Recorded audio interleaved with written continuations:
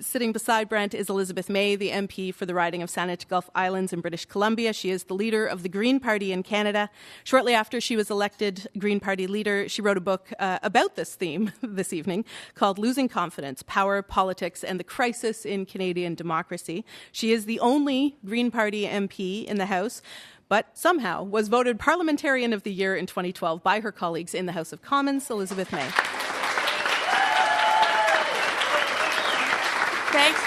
Thanks, Stephanie, and I really echo virtually everything that Brent about my experience. I've been asked to address the question of what it's like to be a parliamentarian, what I've learned from the experience. I want to start with a pop quiz just for fun. Think about the answer as I read out the following, and I'm hoping you're all, as familiar with the Canadian Constitution. So just think about which of these things is not mentioned in the Canadian Constitution: political parties, the Prime Minister's office, or first-past-the-post voting system. All of them or none of them? None of them are listed in the Canadian Constitution, right? So what we have is an abomination. You've heard what Brent said. I will go farther and say what has happened through initially a gradual and incremental centralization of power around a Prime Minister's office, which does not exist in our Constitution as an entity. It's not like in the United States Constitution, where they had a revolution, decided that there had to be checks and balances on power, an executive, the White House, Congress, the judiciary, able to exercise controls on each other. We are Westminster parliamentary tradition. And in Westminster parliamentary democracy, the essence of the check on power is self-restraint. It's that those people who are elected have respect for the traditions, understand the role of Parliament, and understand that the role of every member of Parliament is to represent their constituents and to hold the executive administration of the government to account. We now have a system so completely off track that it is, in essence, an elected dictatorship punctuated by changes of dictator. This is not Westminster parliamentary democracy. It is not. Now, the morphing started, and it was a light change. Initially, it was a light change, and I wrote about it in my last book, but I interviewed the people who were around at the time, and Pierre Trudeau, on becoming Prime Minister, thought, this is odd. I can have my Minister of Finance and my Minister of Health deciding, independent of each other, to hold a major policy announcement the same day. That doesn't seem really good. We ought to coordinate. When he first started appointing people within the Prime Minister's office and building it up, by the way, under Lester Pearson, Tom Kent, who was Principal Secretary to Lester Pearson, described the PMO as a handful of secretaries and stenographers.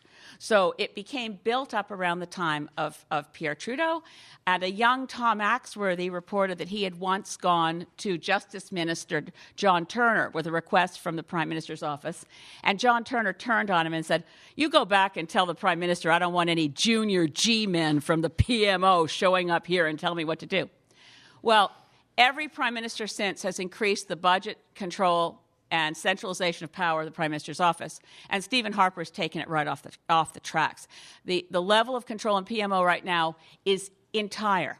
The Prime Minister's office and the Prime Minister control not only all the decisions of Cabinet, all the decisions of government, the muzzling of scientists, the slashing of programs, even down to bringing down the wall that used to exist between the partisan decision makers of the Prime Minister's staff and the non-partisan professional civil servants on the other side of the barrier in the Privy Council office, the people in civil service who were supposed to provide non-partisan, evidence-based research. The political side could decide whether to take it or not. But the wall is down to such an extent now that the $10 million a year budget of the Prime Minister's office for a bunch of partisan hacks feels self-empowered to phone up individual people within the civil service at any level and chew them out, tell them what to do. I've heard of people who've been told as lawyers in the Department of Justice, we want a legal opinion and this is what we want you to say. The situation is monstrous. I had a very, for those of you who are interested, Senator Lowell Murray, a Cape Bretoner and former progressive conservative, had a very timely piece, and thinking about tonight's panel, I pulled some quotes from it. It was in September 11th's Globe and Mail, because the point here is not partisan. The point here is what will happen when Stephen Harper's no longer Prime Minister and a different party takes over. It won't be fundamentally democratic unless we fix the fact that the institutions themselves are being dismantled and power is concentrated in the Prime Minister's office. What Lowell Murray wrote was, quote, "The Harper governments," and he put that in quotes, "trademark," and he put that in brackets, literal, because they have tried to trademark the words Harper government. The Harper government's trademark innovation has been to superimpose on the existing centralized system a tightly run communications regime in which message control is the very essence of governance. Under this system, even strong ministers often become passengers on their own departmental ships, their destination and course set by remote control from Message Central, which he put capital M, capital C, at PCO, PMO. Parliament is not even in the picture. At its worst, the system makes ciphers of ministers, reducing from substantive to symbolic the autonomy, authority, and accountability they should exercise. The situation is, and it's not a word of exaggeration, extremely worrying. Ned Franks, Professor Emeritus from Queen's University, when Stephen Harper prorogued the second time, said we can now refer to him as King Stephen I of Canada. And as much as I yearn for his retirement, out of an impulse of nothing but kindness and charity towards the man, he clearly needs a break. But I don't want a King Justin or a King Thomas. What we have here is a system that requires resuscitation. Democracy in this country is close to comatose, and it won't be restored unless respect for the institutions is restored, unless Canadians, in a nonpartisan way, understand that Parliament is supreme. The Prime Minister reports to Parliament.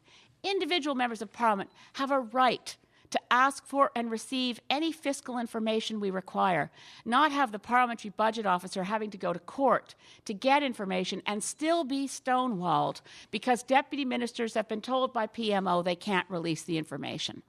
Parliament is supreme. Members of Parliament work to report to and work for their constituents. And as leader of the Green Party of Canada, I can't wait to when I have a few more Green MPs so that we can prove the point that we will never whip votes. My biggest shock, Stephanie, and I'll close on this, the biggest shock for me since being elected, since I'm very familiar with government, I worked in the Mulroney government, I love Parliament, I knew a lot of our parliamentary rules and traditions before being elected. The biggest shock to me was discovering that it wasn't just the occasional vote that was whipped, but that my friends in other parties, for every single vote, were handed an instruction sheet of how to vote on every single vote. All the Conservatives received their sheet. All the New Democrats received their sheet. And by the way, the New Democrat members of the House of Commons are showing more party discipline than even the Conservatives. They don't veer from what they're told to do. And the Liberals received their talking points. And even my friends in the Bloc, the four benighted members who were first elected in 2011, received their vote oui, vote non. And one of my friends, the Liberal Party, turned around one day as he looked at his instruction sheets and said, "Gee, Elizabeth, how do you know how to vote?" And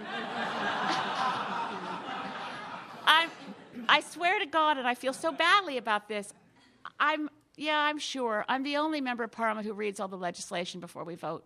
Oh, and maybe Brent does, but I know that when you're told how to vote, it isn't a good career move to read it and decide for yourself if you think you can think that this is good policy, that this is good legislation. We have to restore democracy in Canada.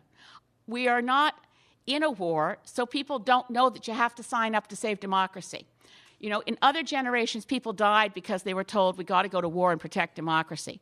Right now, it's being stolen from us in plain sight, and we sit back and think, oh, I don't like watching Question Period. It's so awful, I'm going to change the channel. You don't change the channel. Get out and vote and make sure that we debate what's happening. By the way, in Nova Scotia, it was under Rodney MacDonald that they changed the system. So deputy ministers stopped reporting through their minister and reported straight to the Premier's office. And when Darrell Dexter came in, the system stayed the same.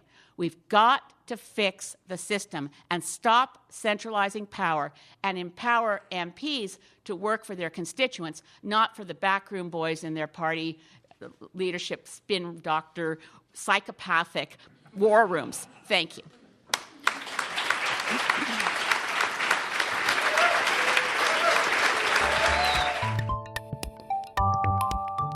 as a backbench member of Parliament, to what extent do I subject myself to their attempts at control?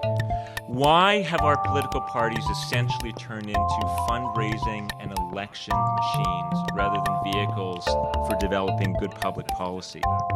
That however unsexy democratic renewal is, it's perhaps the most important political issue